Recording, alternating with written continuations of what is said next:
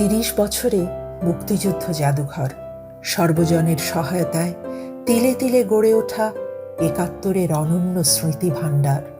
সাক্ষী বাংলার রক্তে ভেজা মাটি, সাক্ষী আকাশের চন্দ্র তারা, ভুলি নাই শহীদের কোনো স্মৃতি, ভুলব না কিছুই আমরা। 1996 সাল। রাষ্ট্রীয় কোনো উদ্যোগ না থাকলেও মুক্তিযুদ্ধের স্মৃতি আহরণ, সংরক্ষণ ও উপস্থাপনের লক্ষ্যে লোকসমাজের পক্ষে ৭১ প্রজন্মের ৮ জন মানুষের উদ্যোগে শুরু হয় ইতিহাসের জাগরণ যাত্রা। 22শে মার্চ দ্বার খুলে দেয় মুক্তিযুদ্ধ জাদুঘর।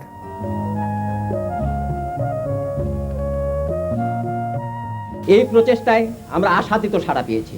আনুষ্ঠানিক সংগ্রহ আয়োজনের বাইরেও প্রায় প্রতিদিন দূর দূরান্ত থেকে মুক্তিযোদ্ধা, শহীদ পরিবারের সদস্যরা, প্রবাসী বাঙালি ও বিদেশিরা মুক্তিযুদ্ধের স্মারক প্রদান করেছেন।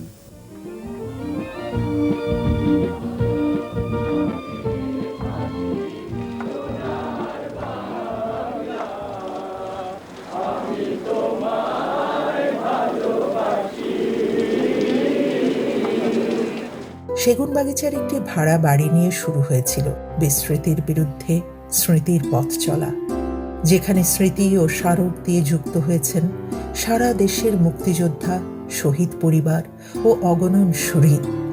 জনগণের অংশগ্রহণে মুক্তিযুদ্ধ যেমন ছিল এক জনযুদ্ধ, তেমনি এই জাদুঘর প্রতিষ্ঠা ও বিকাশে সর্বসাধারণের অংশগ্রহণ একে পরিণত করেছে জনগণের মুক্তিযুদ্ধ জাদুঘরে।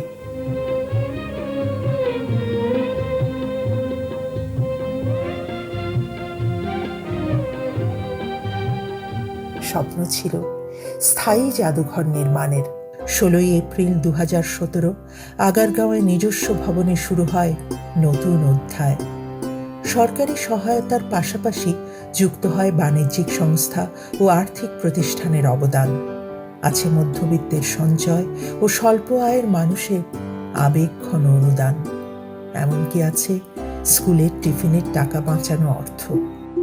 সমাজের শক্তি, তারুণ্যের অংশগ্রহণ আর মানুষের অগাধ ভালোবাসায় মুক্তিযুদ্ধ জাদুঘর আজ নাগরিক জনের প্রতিষ্ঠান।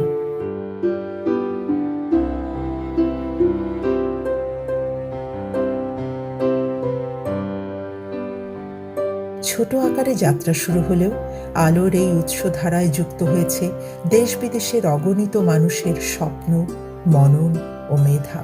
30 বছরের পথ চলায় মুক্তিযুদ্ধ জাদুঘর হয়ে উঠেছে জাতির মুক্তি সংগ্রামের সর্ববৃহৎ সজীব স্মৃতি সংগ্রহশালা।